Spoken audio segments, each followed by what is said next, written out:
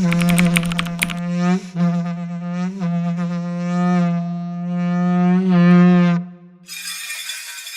nearly 30 years, one woman, one voice, one unwavering belief has challenged one of the most deeply rooted harmful traditions affecting girls in rural Tharaka. When many believed change was impossible, she believed every girl deserved a different future. Her name, Aniceta Ciamanti Kiriga. And through the Alternative Rite of Passage, thousands of girls have been given something far greater than a ceremony, a choice.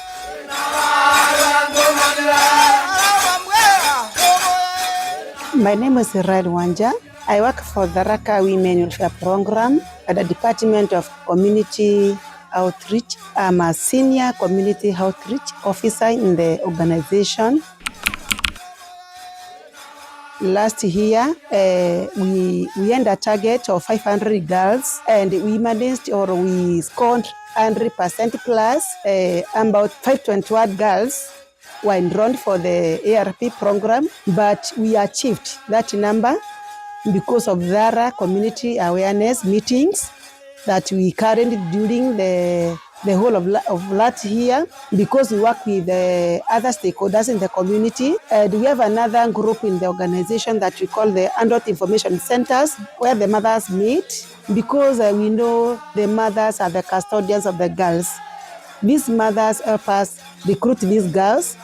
There are those who come in the office to register by themselves. We also get the ARP girls from primary schools, because we do the primary schools. ARP has been doing very well. We've gotten very many girls. They are educated, they are empowered to say no to FGM, and they embrace education more than before. Girls who are getting circumcised traditionally when we reach at the age of 12 years, when we reach to adolescence stage. So we recruit girls, or we take girls from age 12 to 16. My name is Lydia Kidenji. I am a beneficiary of the Tharaka Women Welfare Programme. I attended ARP in 2016 when I was in Form 1. And also I was a scholar under Sisters to School program. They sponsored my education, high school and university. In last year, 2025, I was one of the TOTs, and I was training the juniors. My class had like 54 students, and all they were 13-year-old. My name is Caleb Moiti Rwanda from Tharaka North, Natunga Ward. I've been a TOT with Tharaka Women Welfare Programme for the last 2 years.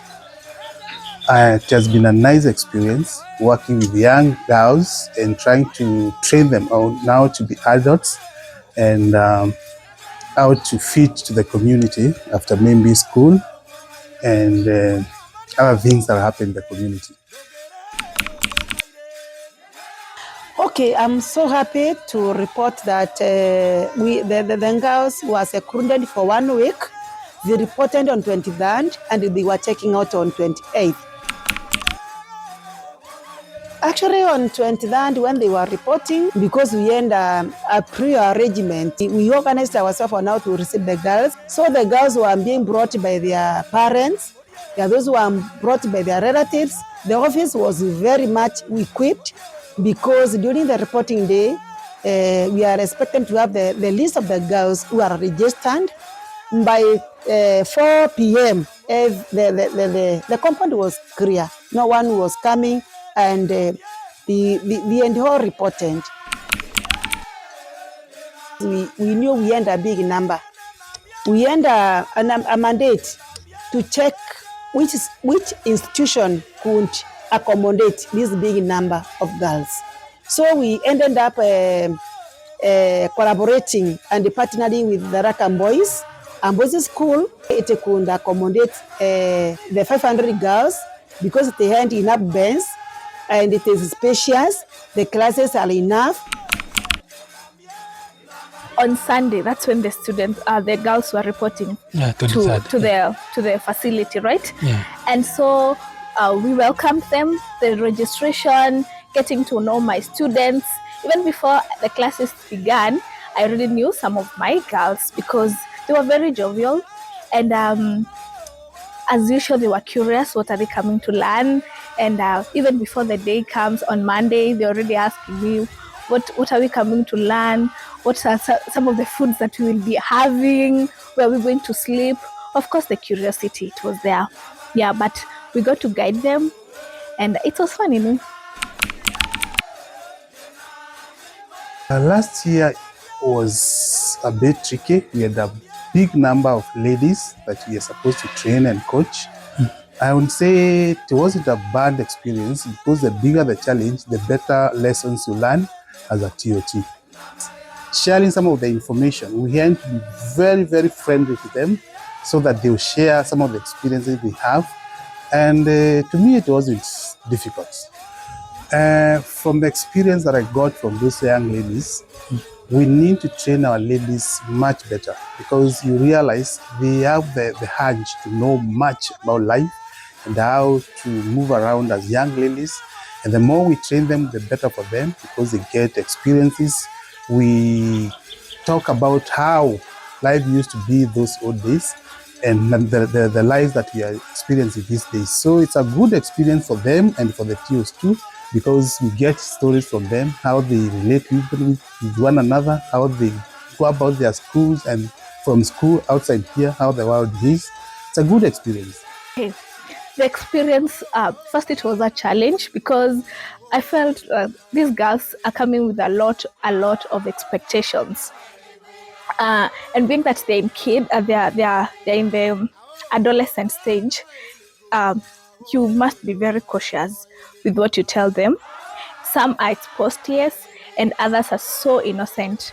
And now being a trainer, and I have to take through the curriculum and still meet the expectations and the organization's expectations, I knew like I have to give my best. The experience, it was very engaging. First, like we had to form an environment where it's like a big sister, small sister relationship. So in an environment where they are open to me, like you can tell me anything.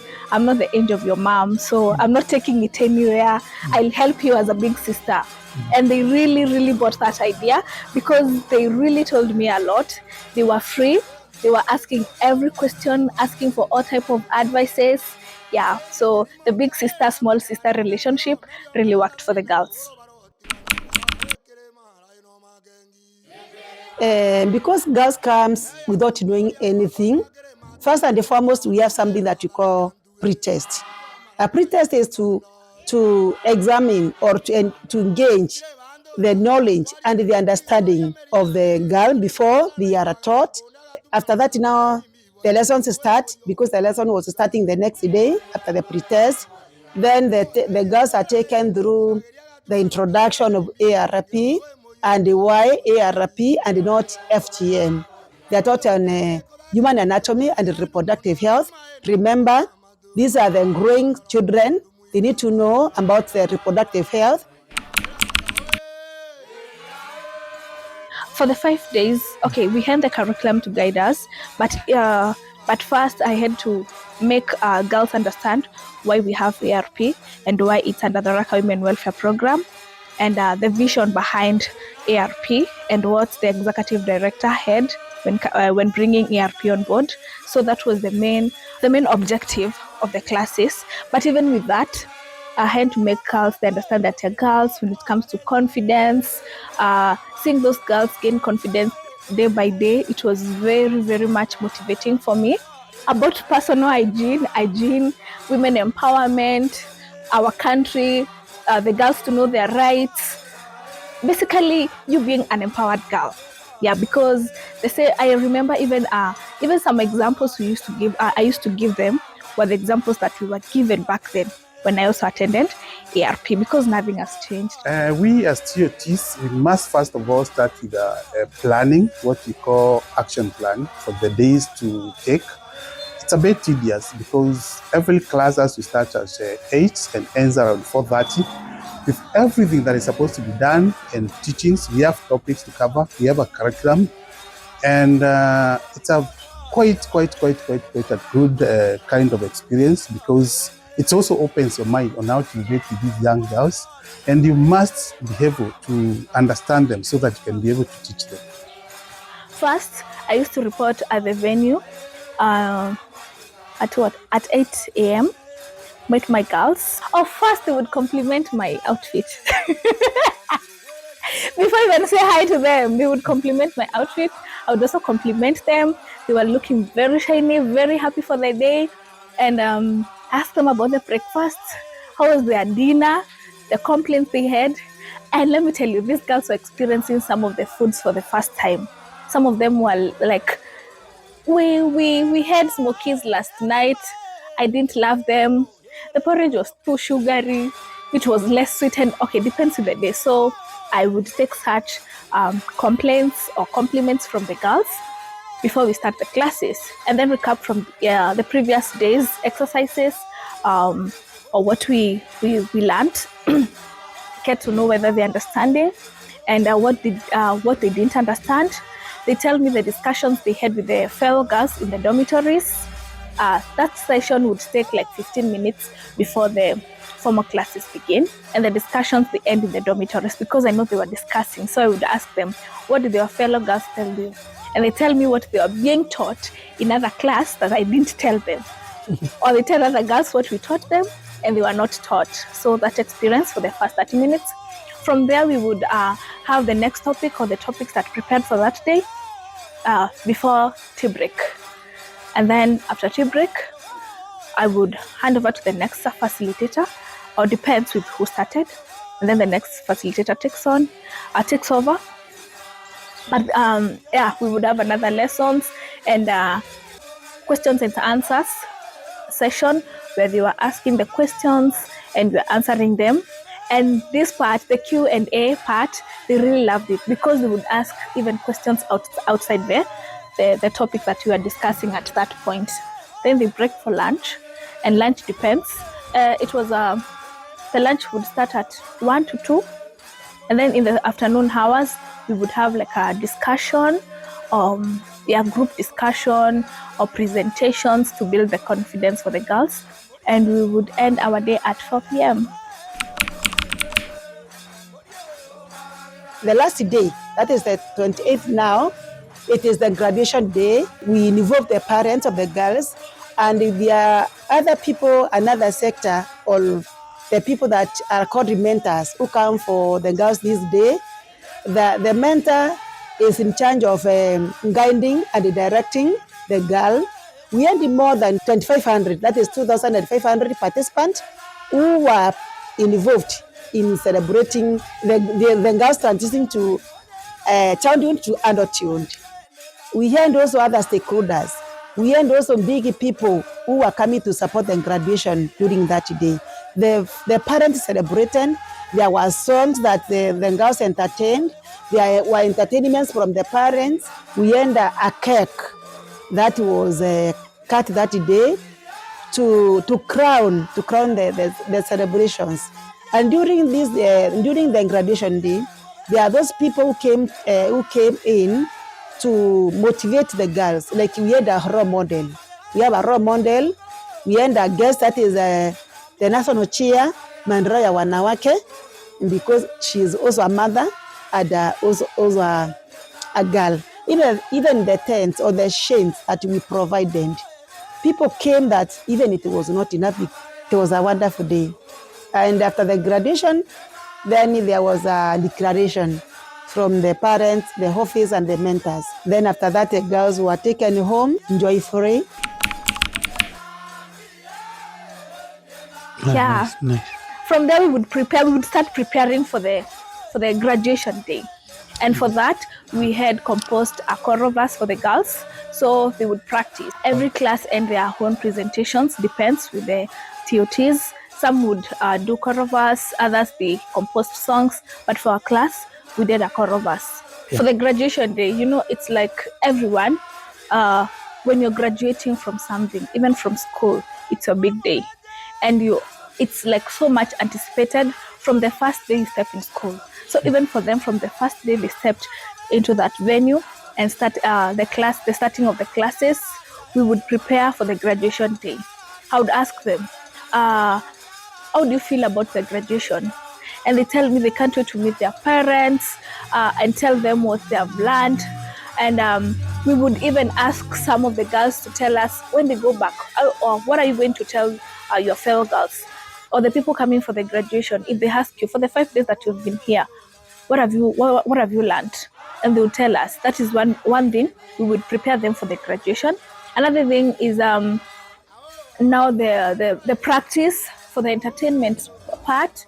The graduation goes with the curriculum, because what you teach is what you examine this young generation, so that you understand after the trainings, you bring them up to date, so that they can understand that after the training they will graduate to another level. That graduation is meant to replicate what used to be in those old days, what they used to call graduation from childhood to adulthood. So it's a replica of the whole days. And we need them to plan well, so that they can experience the same ways the other ones used to experience, though in a modern way, other than what it used to happen those days.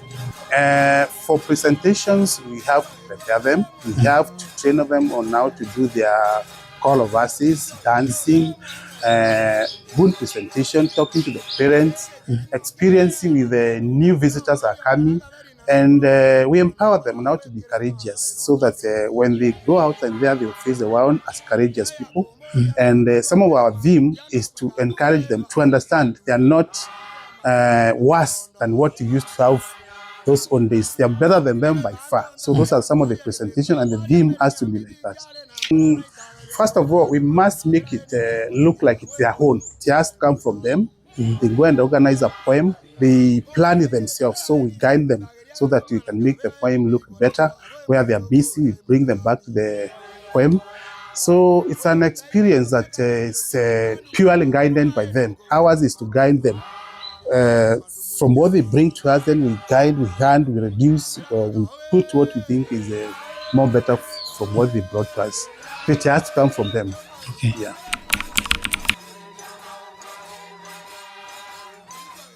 Yeah, excellent.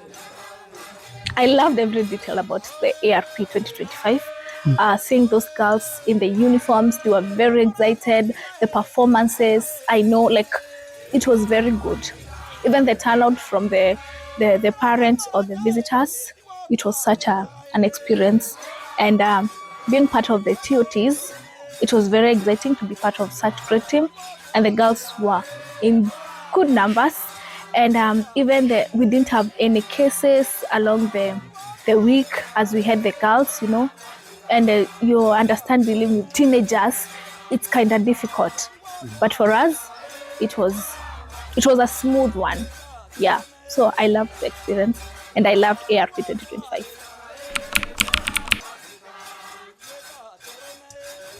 The more you experience with these young ladies, the more you also understand the lifestyle of our children outside here.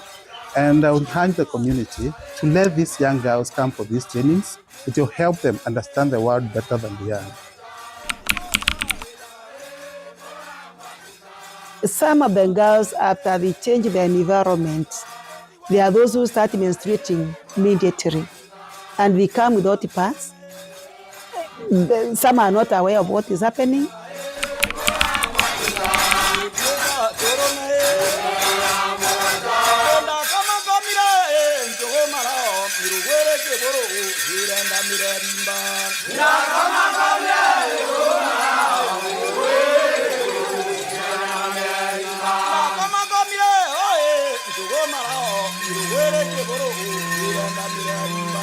Yeah.